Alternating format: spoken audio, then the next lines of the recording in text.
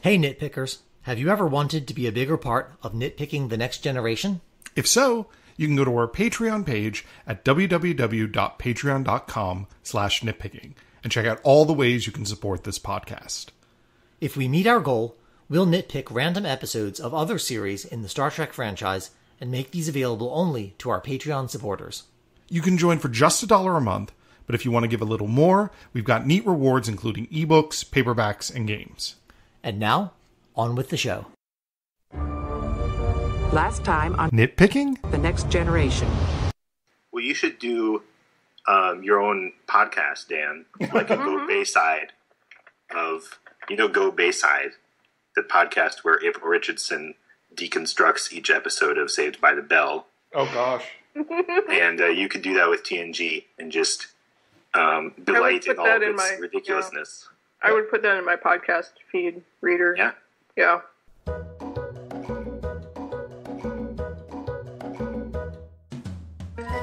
You're listening to Nitpicking the Next Generation, where we take a beloved part of the Star Trek franchise, look at it with jaded eyes, and then tell you everything that's wrong with it.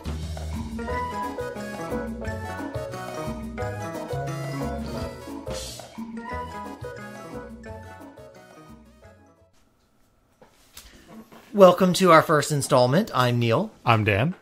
And this week we are going to be talking about the very first episode, which is a two-parter called Encounter at Farpoint.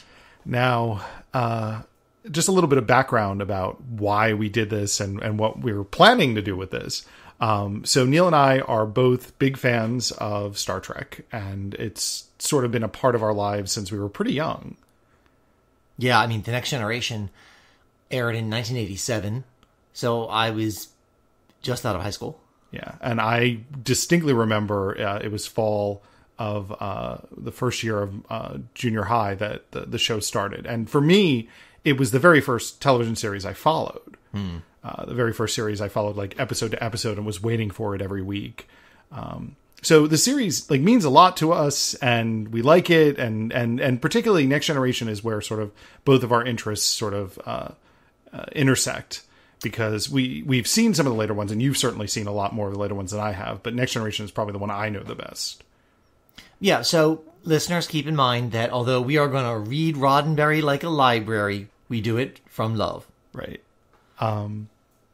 So yeah, we unfortunately, since we've planned to do this in order, we have to work our way through some of the less strong episodes that the series had.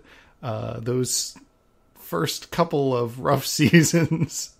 And we're probably going to make reference to, we recently saw a documentary called Chaos on the Bridge. That's, I thought was fantastic. That sort of covers the behind the scenes of what happened those years. I'm being quiet because I'm just contemplating the horror that is the first season. Great Zeus. Is that bad? It's pretty bad. All right, let's go on to the episode. So on that note. So this is a two-part episode called Encounter at Farpoint, and very brief summary, the Enterprise on its first mission is on its way to distant Farpoint Station, where the aliens who rule it have built this station that's so wonderful that Starfleet just has to get their help in building a whole series of other space stations. It's like, McDonald's. They think it's great, so we're going to build a bunch of franchises. And on the way, they're intercepted by the apparently omnipotent being Q, who puts them on trial for the crimes of humanity. For being a savagely something child race, I think is what he called them. Yeah, and you know what? Given the way he was dressed as the judge, he's calling us savage? Yeah, okay. So basically the whole thing is a big test. Then by the end of the episode, they solve the test and we move on. So that's sort of a brief synopsis of what's going to happen in the course of the episode. And we're going to be introduced to these characters for the first time, remember. And there's this sort of uncomfortableness that this is a sequel to an episode, to a series that is not yet a franchise. We're sort of in this uncomfortable situation where it's the second series. We haven't formed a full franchise. We've had the films in the meantime. But, we haven't established that Star Trek is going to work. And if I remember from Chaos on the Bridge, a lot of the people going into this didn't think it was going to. And honestly, from the first season, it doesn't seem like it's going to. There's some terrible stuff, but let's just stick to this episode. There's more than enough to talk about. And in order to talk about it, this episode was written by two different authors. We have Gene Roddenberry and I think D.C. Fontana or something? Something like that, yeah. And you can tell where the seams are, because from the film, I remember that originally Fontana had written this episode as a one-parter, and the studio wanted a two-parter, pilot to sort of kick things off in a big way. And there was issues over it, and finally Roddenberry said, "Fine, I'll sit down and I'll make it into a two-parter." And as the film points out, interestingly enough, for a science fiction series, Roddenberry basically builds God in the form of Q, who shows up and has decided to judge humanity. And I think that what we're going to have to do during these podcasts is keep track of the number of omnipotent beings that appear. And I mean, there is context for this. If you look at the original series, it was the Squire of Gothos episode that had sort of a child omnipotent creature that captures the crew. So I mean, there is precedent for this, but I personally am not a fan of omnipotent creatures. I sometimes like what Q does, but he's a problematic character in the series, honestly. Well, anytime you have an omnipotent being running around your storyline, all the questions arise. Why couldn't he do this? Why couldn't he do that? And Star Trek The Next Generation has so many. As you'll see, we've got Q, and we've got Nagilum, and we've got the Dowd. I mean, you can't swing a dead cat in this universe without hitting something omnipotent. And in the spirit of nitpicking, it sort of begs the question, what happens when these so-called omnipotent creatures start intersecting with each other? The series never deals with it. But what happens when Nagilum's interests intersect with a Q?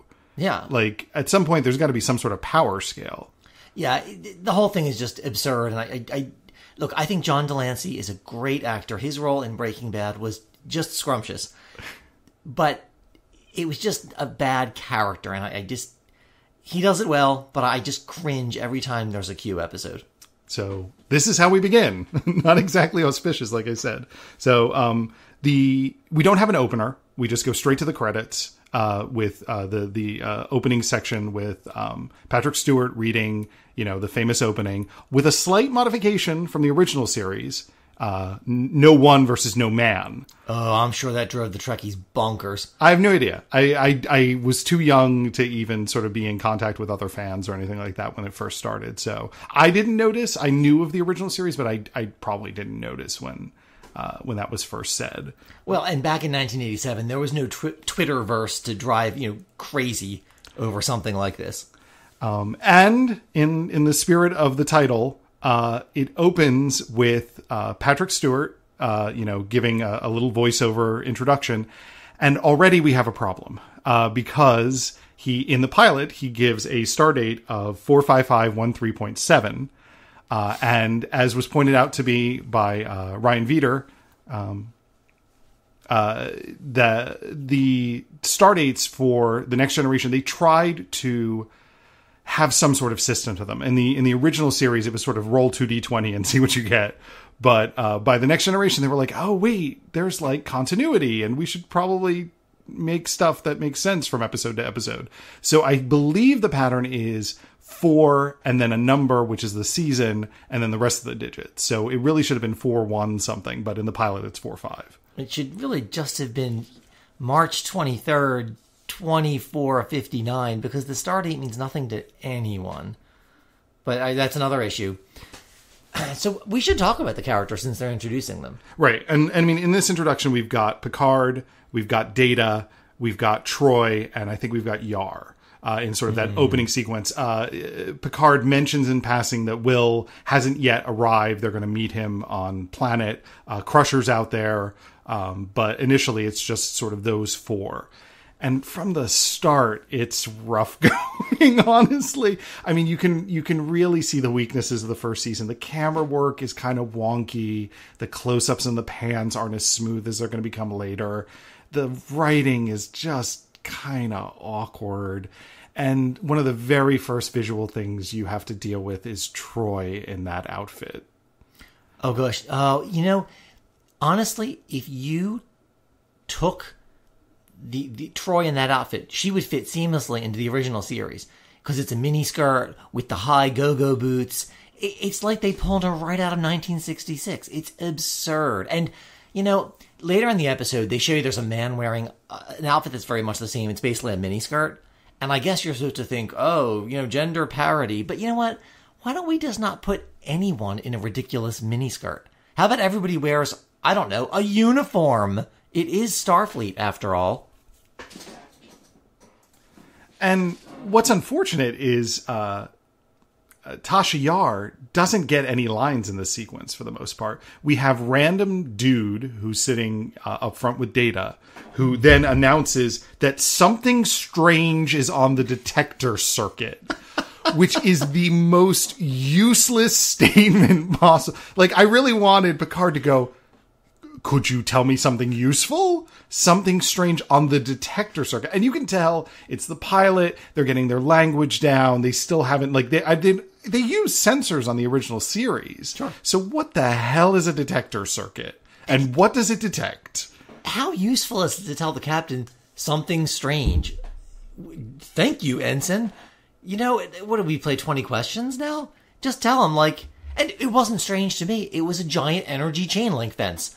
Straight out of an 80s video game, really. It was, the CGI of watching the introduction, the CGI on the Enterprise really has aged well. It's kind of fantastic. They do this sort of slow pan over it. And that's actually, we can establish something here. There are a lot of shots in the first episode of, ooh, look how good our CGI is now. Oh. I mean, they will later in the plot do specific things just to show off the ship or what it can do or stuff like that. It was to the point of being egregious, almost to the point of the sort of stuff they pulled in the first movie of these slow pans over the ship that just sort of show off how cool it is. Don't you feel, though, talking about the ship, the Enterprise, the original Enterprise, and the Enterprise A, I suppose, is kind of like one of those big old Cadillacs with the fins. It's all made of metal and it's square. And the Enterprise D is kind of like the Toyota Corolla of Enterprises because it's rounded and curved and compact and smooth. I just, I kept wanting to see the little Toyota thing on the back of it. And everything is just carpeted and... Who puts carpeting on a starship? But then they have potted plants in the corners too, like it's some kind of office park. And I will point out that that's never become an issue for all the episodes where everybody's thrown against the walls. Like, you don't see potted plants flying in later episodes. Oh my God. Right. Every time they get hit with phasers or there's some kind of subspace eddy, you're right. The potted plants never move. They just be going everywhere. I hadn't considered that. You're right. So when the 80s video game shows up, the red alert goes off. There's this noise going off and the lights are going on. And I think Picard even says, shut off that noise. Who turned that on? Does whatever the detector circuit that set this thing off, is it just directly hooked to the red alert noise? Well, whenever someone on the bridge says something strange, and I'm really glad that Picard asked them to shut off that klaxon, because it's mind numbing. It really is. Every time that thing goes on, I want to say, shut that off. And I got to ask from the nitpicking standpoint, how fast were they going when the video game showed up, the chain link fence? Because there's a long sequence where they're doing very nautical to half to full stop sort of notes. And if they were going warp, they would have gone straight through that thing and turned the Enterprise into, sliced cheese. Yeah, they've always been really hand-wavy about, we're at full impulse, we're at 1/4 impulse. You never know how fast impulse is, except that it's sublight. So, I don't know. And why are they traveling at impulse? If they're not at warp, and they're traveling at impulse between solar systems, it's going to take them about 700 years to get to Farpoint. Right. So, it doesn't make any sense. But, okay, what's next? Q's appearance. She, blips in. Did you say she? No. That makes sense because Q, she is one big drama queen. Well, think about it. So he initially appears, and actually in a later episode, if I remember correctly, the episode where Q shows up in bed with Picard at the opening of the episode, he's talking about Vash, the woman that Picard gets later involved with. And he says something to the effect of, if I had known you were that weak, I would have shown up as a woman. Whoa. So there is an element of that to Q. So he shows up initially in the captain's outfit, like Captain Hook, basically, and is talking in these and thys and those, and he's doing his little dramatic thing, and then he does the 1950s "you should go home and face the commies" speech, and then Ensign What's-His-Face, he never gets a name. No, that's actually not true. He is named later. He pulls out a weapon, and Q's response is to freeze him. Who ordered you to do that? What do you mean, pull out the weapon? Pull out the weapon? Yeah. Look, I gotta tell you, I'm just glad that somebody on that ship goes around armed, because, let's face it, how many times in the run of this series do aliens, they come in from another dimension, or they transport in, or someone tries to take over the ship, and nobody has a phaser? And I will point out, what's interesting is that, and this is, again, the pilot being different than the rest of the series, the phaser, or whatever, it was a phaser because Picard specifically says it was set to stun. They're not the phasers they have later. It's almost like a cell phone if you look at it. It's this tiny little thing. It's not the big, bulky phasers that they show. Oh, but wait. I'm gonna substantiate my geek creds here. The Ensign had a Type 1 phaser. The larger phaser is a Type 2 phaser, and the rifle, the one that looks like the rifle, is a Type 3 phaser. So, oh, yes. I had no idea there were types. Oh, yes. Do we ever see the Type 1 again? Because I don't remember in the later seasons. Do. Okay. In fact, I think we're going to even see it in the first season. Because Crusher carries a phaser. Thank you. So basically, the no-name ensign who steers the ship and the doctor carries a phaser. The head of security, and she's got, I don't know, sunshine and smiles. So, we've got the frozen ensign on the floor, and Troy, ever helpful Troy, her line here is, "He's frozen." Thank you, Deanna, for pointing out the blindingly obvious. How would we have ever known that without an empath on the bridge? Yeah, that was not good. So, we should talk about Troy. Let's talk about her now. Gosh. So, yeah. Oh, gosh. So, first of all, she's wearing the miniskirt, of course. And the boots, like the knee-high boots. Oh, yeah.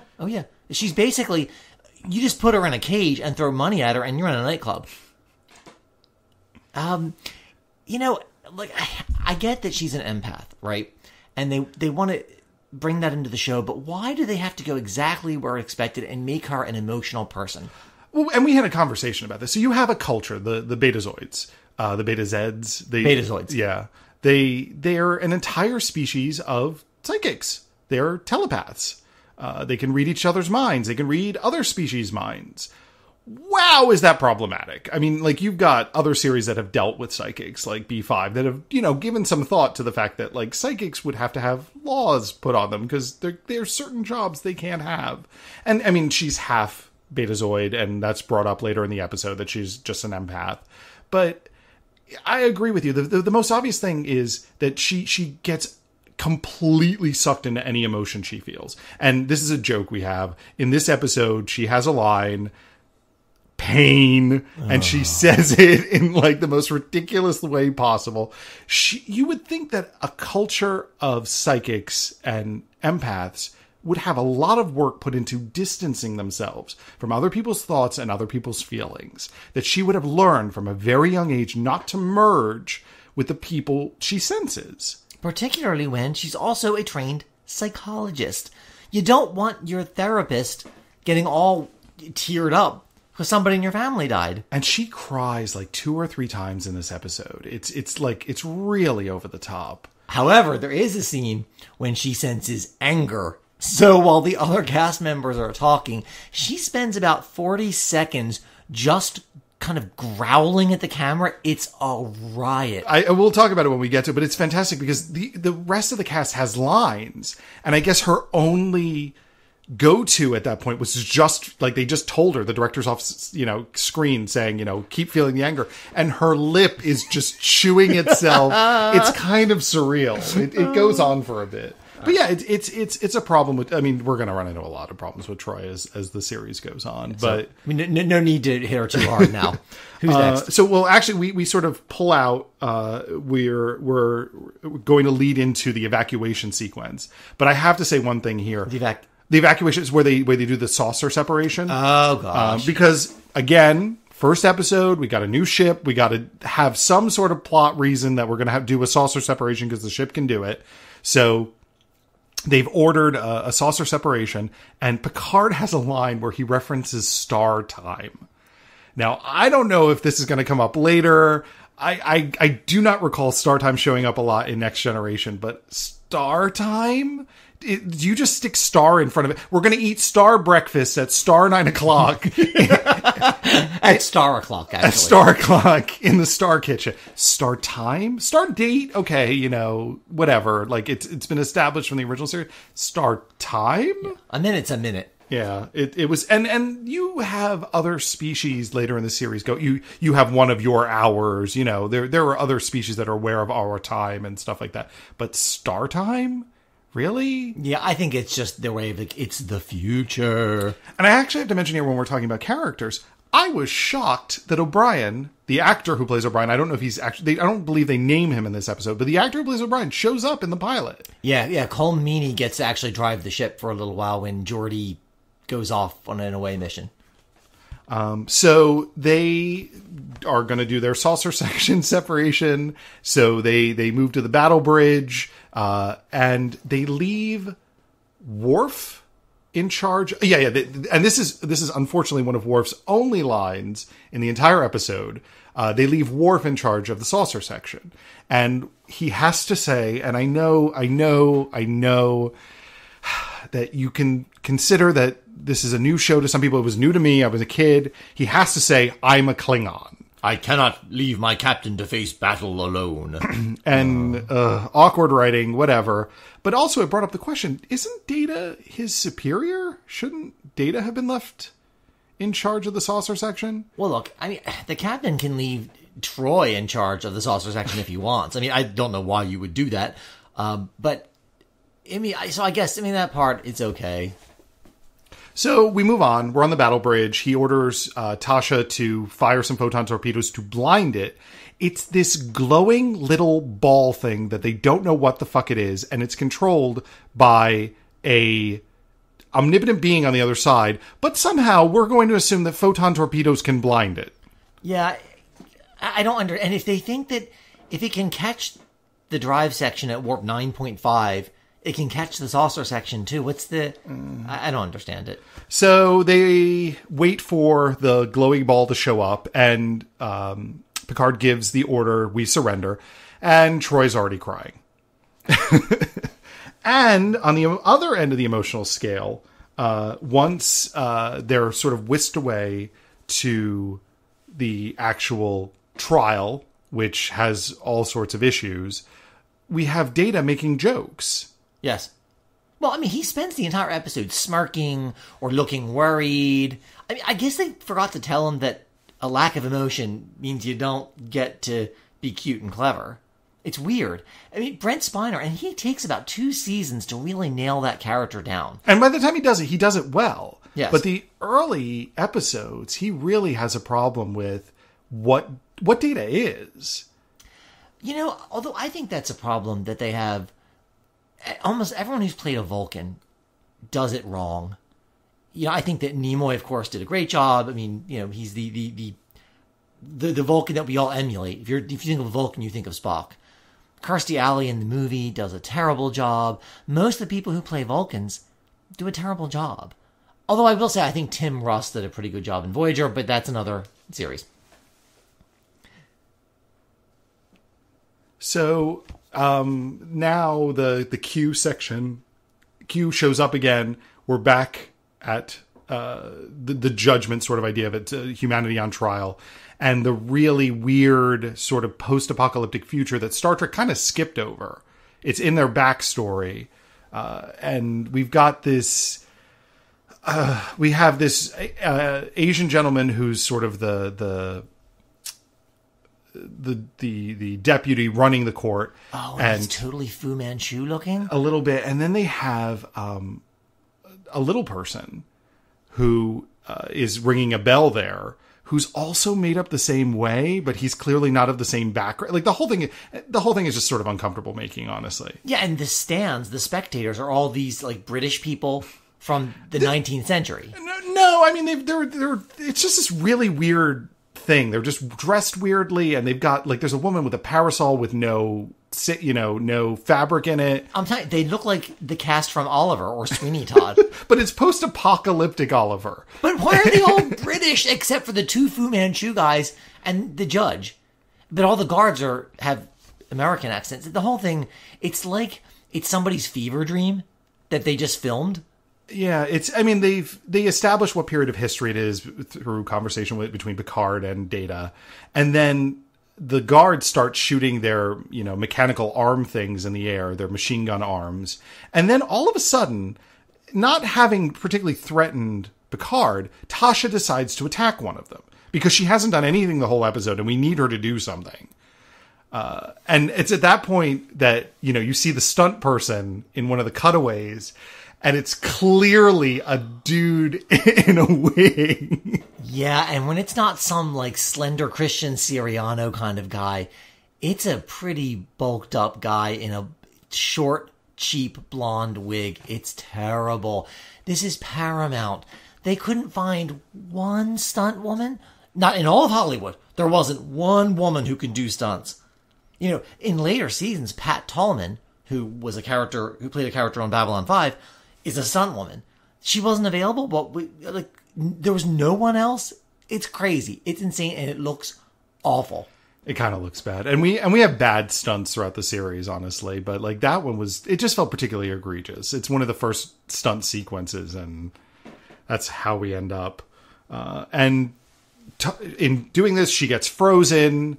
Luckily, Troy doesn't repeat again. She's frozen. She assumes at this point we know it. And in fact, you want the entire, cast to look over at Troy to wait for the line. And I just want to put in here that at this point, it seems really strange that we open with this. We don't ever really establish what life is like for these characters. We don't establish what these characters are like normally. They're in this really strange, singular situation. Yeah. If you think about the reimagined Battlestar Galactica, the first 20 minutes of the pilot, you get to see people doing their everyday tasks. Kara Thrace is jogging, and Colonel Ty is playing cards, and Adam is on the bridge doing his thing. You get a sense for who these people are before everything goes to hell. And I wish that they had done the same thing instead of taking us right to hell. Well, and part of the problem is that each character just has this tiny note that they hit. Yar is basically, let's be honest, incompetent. She doesn't do anything. She gets in an argument with Picard about attacking or not. And then he's like, well, they're omnipotent. What the hell are you going to do? Troy is just in the background crying. Worf is defiant. Data's kind of smirky and annoying. He's incredibly smug in the early first season. And I don't know. Well, we already talked about Spiner. It just took him a long time to get this right. And Q is Q. He does his spiel.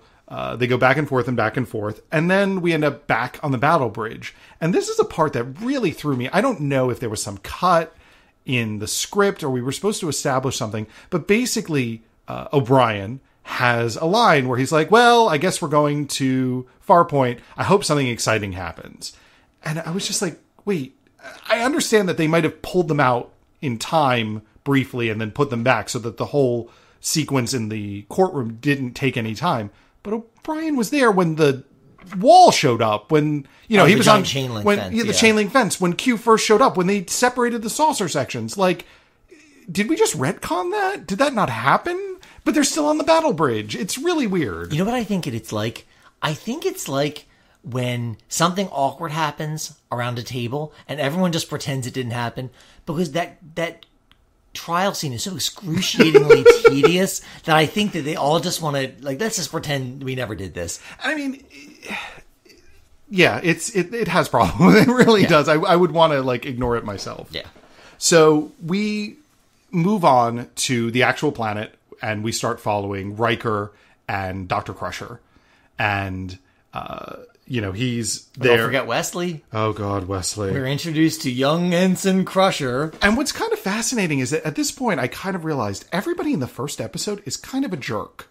There's a great sequence where, Will has seen something really odd talking to Farpoint Station's leader, this apple that appears magically when he wanted one when there wasn't one originally. And he brings it up with Dr. Crusher, and she's got no time for him. She's basically like, well, I guess you've got to find something to do if you want to impress your new captain, but don't involve me in it. I know. She gives him some serious attitude. Oh, the shade she throws him is delightful. I mean, it's almost worthy of Dr. Pulaski, whom we'll meet later. But it's kind of, I don't remember her character, and obviously they'll change her character later as it goes on, but it's this, everybody's kind of prickly around each other. You'll see later sequences between Riker and Picard that are kind of prickly. And you know, Picard himself has sort of issues with people. But, you know, you can explain, you know, I think that's easily explainable. Picard doesn't know these people. He's new to this ship. The ship itself is supposedly, you know, right off the assembly line. So, okay, he's going to be more formal than he would be. You know, and this is, you know, Wesley Crusher's first scene. He's annoying instantly. I used to feel really bad for Will Wheaton that he had to play this character. But then, of course, you think that, you know, Will Wheaton still probably pulls down a 5 or 6 figure salary just from Star Trek conventions. So, you know what? He's fine. He's good. He does not need my sympathy or anyone else's. But, yeah, Wesley's precocious children are annoying. Have you ever seen any piece of fiction in which the child with great promise is anything but annoying? No, pretty much not. No, it's just the way it is. It's hard to do. So, there we are. So we basically established that there's something mysterious about Farpoint Station. And the ship gets there finally, and Riker beams up. So this is the first use of the teleporter in the series. So, of course, since we have to sort of pad everything out and show everything off, it is so long. There is like this long reaction shot of Yar, like watching him come in. Like, it's really strange. Like, yeah, and to these people, the transporter is as, you know, noteworthy as a door. So it's not like when you come through the door, I'm like, whoa, a marvel of engineering. Hinges, a knob. Right, she'd just be like, yeah, here he comes. And it's immediately followed by a sequence where Riker basically watches television. It's really strange. He comes on the bridge. Picard really looks like he has no time for him, again, with the theme of the weirdness, the prickliness between these characters. And then, to fill him in on what's happened, we watch him watch scenes we've already watched. The whole Q showing up. It's bizarre. Yeah, absolutely. Yeah, and all that he sees is the footage that we just saw 5-6 minutes ago. You know, it's not as if this is in the next part of the episode, which showed a week later. You just saw this. You know, we have a short-term memory. We remember Q in the big trial. Although, I guess they have to remind each other because they've all agreed to forget about that. I mean, they were smart enough to only play the first section, the only part that could theoretically be recorded by the cameras that are everywhere on the Enterprise. Like, do we ever establish this? Like, what recorded this? No. Like, I mean... Yeah, that's... So, do we have cameras everywhere on the bridge? What are the implications if there are cameras everywhere on that ship? Considering that we have the Naked Now coming up for the next episode. And Geordi as part of the crew. Yeah. And we'll go into that later. Although, speaking of Geordi, we have a few character moments after this. Although, after... So, Riker goes in to talk to Picard, and he is told by Picard to reunite, to dock with the saucer section manually for some reason. And the reason is so we can have a long sequence of watching what we saw previously in the episode in reverse. Oh. Like, it's just docking clamps. That's it.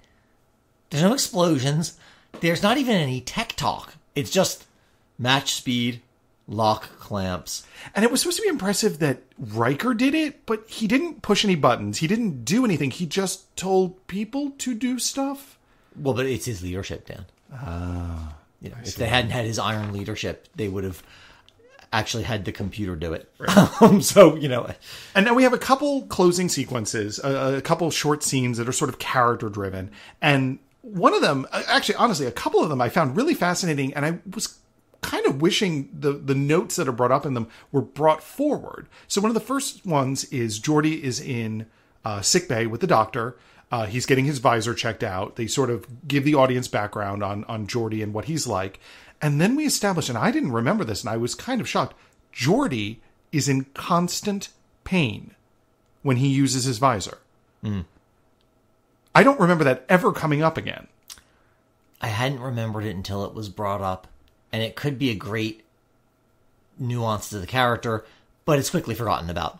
It would just be really interesting. Like any scene you see Geordi looking at stuff, he's in pain. Yes. Like, how did you drop this?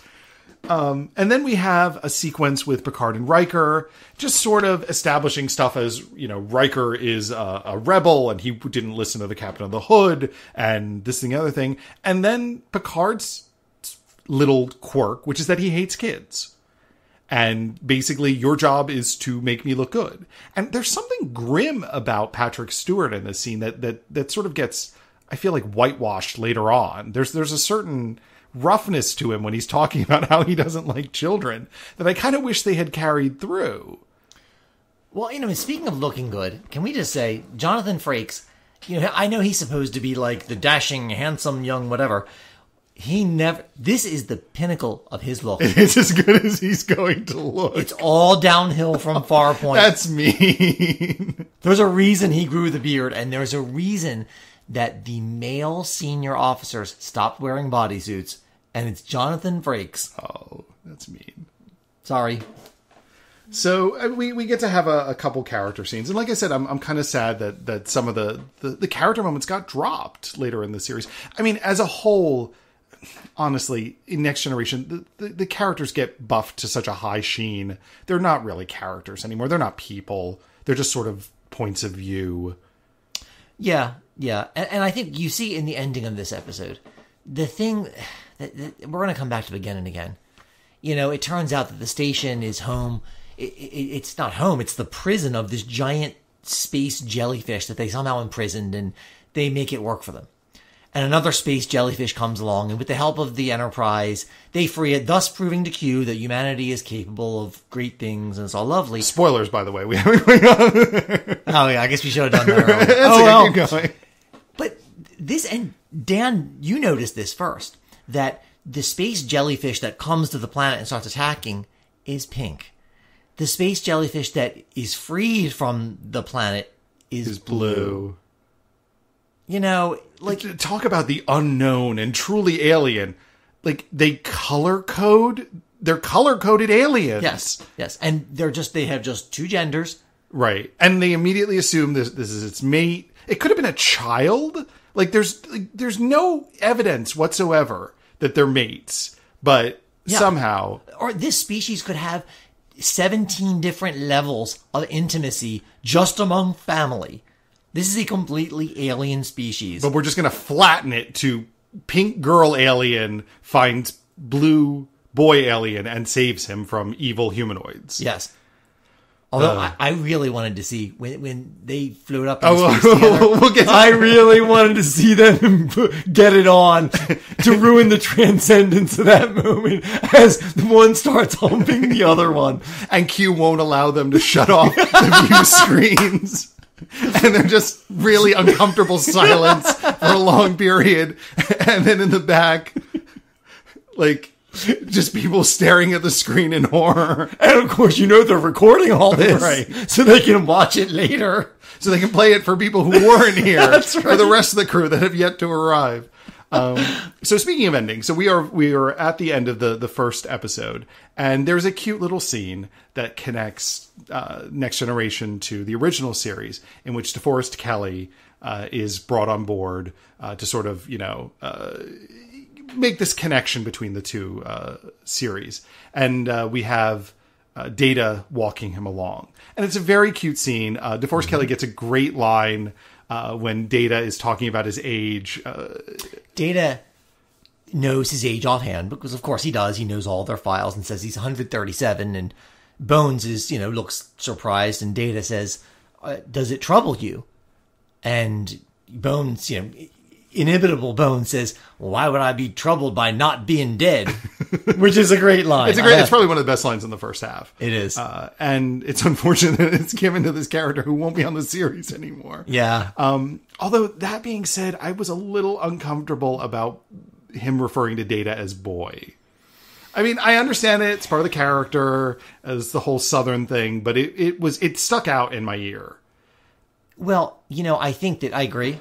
And I think that if he'd been speaking to, say, Geordi... Oh, it would have been much more problematic. I guess it's... that it's kind of like Troy. It's pulled up from the 60s without thinking, well, wait a minute. We know that, the way that... What that meant. When a Southern man said boy to a black man, it meant something very specific and very derogatory. And even though Data is... he's not black or white, he's yellow... But it is uncomfortable making. It was a little uncomfortable making, yeah. I would, that should be gone with the miniskirts and the knee-high boots. And so here, sort of at the end of the first episode, I feel like we can really see the seams between the two scripts that were put together. The Farpoint script and the Q script. We've had a lot of padding in the form of, let's separate the ship, let's shove it back together. And, the long teleport sequence. So hopefully things in the second half will get moving a little better.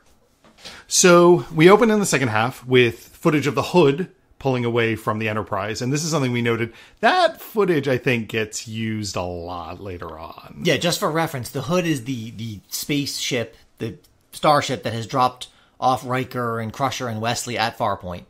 And yeah, it's always that ship. And it's really curious because it's an Excelsior class ship, which is first featured, as people will remember, in Star Trek III. It's the ship that's supposed to replace Enterprise. So that ship is like 90 years old, and it's still in service. And what does it say about Riker? That's where he served before. I know. They send him out in this the shittiest starship they've got available to Farpoint. But I thought he served on the Hood. I thought he was first officer on the Hood. Was he? Yeah. Oh, so basically they promote him from a garbage scow to the flagship of the Federation. Yeah, that's a little... Yeah. Okay. So then we get the wonder that is the first Troy and Riker scene. Imzadi. And what's really funny is that I felt really bad for Patrick Stewart because he kind of had to act oblivious even while they're acting so weird around each other. Like, he's like, do you two know each other? And they're like... We have, of course, Troy's voiceover of sort of the mind voice. But in the meantime, the two characters are staring at each other really weirdly. Yeah. No, you know what, though? Picard might have written that off to the fact that her hair was almost crimped. So maybe he figures Riker can't get over it. Because honestly, I kept staring at it. So maybe that's what Picard figured was going on. So we move on to Troy feeling things from the planet. And we get her pain line. And again, like we talked about, she just merges way too much with it. It's just really weird. And she needs a therapist. She really does. And she is their therapist. Ouch. So then we have Riker looking for Data. And we have him talking to a random crew member who shows him how great the Enterprise is. And she shows him the ship's computer. And the ship's computer voice at this point in the pilot, I don't know if in early episodes this was true in general. I guess we'll find out. It's not Majel Barrett, who eventually became the voice of the computer. And she's sort of the voice of the Enterprise computer. Right. So it sounds like the woman who did the Crystal Lake commercials. She's way too excited. She basically sounds something like a movie phone kind of voice or sort of an information voice because, it's sort of that now showing in Theater 3. Yeah. Data can now be found on Holodeck 4. She's way too excited. It's just really off-putting.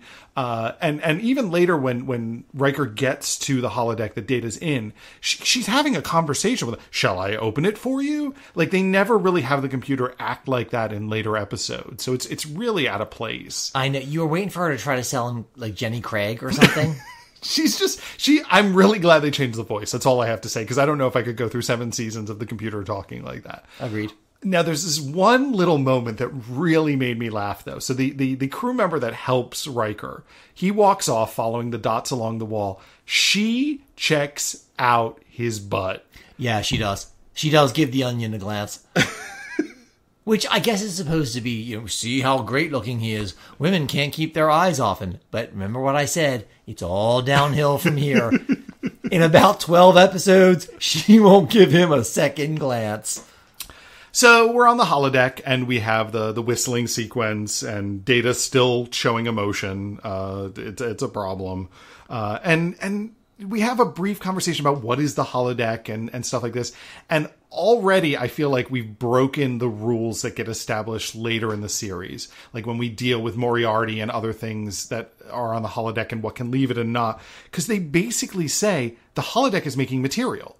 It's making stuff. These patterns are much simpler than our own, and we can, teleport. So we just convert energy into this matter, and poof, we're set.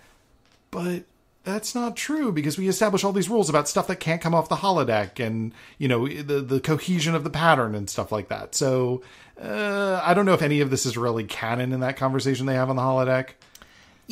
Something else they do. Wesley comes into the holodeck while they're there. Ugh, it is immediately annoying. Yeah, and first of all, he's wearing a sweater that makes it look like a cardigan vomited on him, and he falls into a river.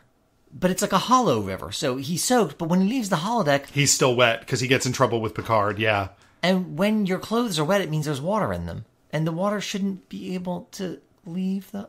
Yeah, it's a problem. Like, I feel like, basically, we can't assume that anything that's established in the pilot is actually true. No, we can't. Because they're just going to change everything. Yeah. So, and then we have a horrible sequence with Wesley on the bridge, as if he were not annoying enough. It's really sad. Like, I remember Wesley being really annoying to me when I was a kid. I was not a fan of his. And it's just, he's obviously supposed to be the stand-in for the audience. Because there's a sequence when he gets on the bridge where the camera literally switches to his point of view. And it's hilarious because for some reason, Wesley is endlessly fascinating to the bridge crew because no one's doing their job. They're all looking at Wesley as the camera pans. And then there's, Picard saying to the camera, would you like to try it out? Pointing to the captain's seat. And, it's obvious like this is supposed to be a window for the audience, but ultimately he was just so, like you said, he's number one, there's the precocious child element of it, but he's just so freaking annoying. Yeah, I have nothing to add. So, we have the mystery of Farpoint still remaining after all this padding of stuff just happening on the ship. The away team goes down. It's Tasha and Geordi and Troy and Riker. And there's a great moment where Troy asks Riker, perhaps you and I could go into the tunnels underground. And Riker cuts her right off. And tells her, you go with Data. So basically... No, he goes with Data. She's going to go with the rest of them. Yeah. So basically, Riker just cockblocked her. So they're down there and they're exploring. And, they get down to the tunnels and Troy goes through her, Pain. Series of emotions, etc. And then an alien spaceship shows up. And this is classic alien UFO. And they give one of the few lines they give to Worf in this episode that there is nothing like it in their records. It's a freaking ovoid.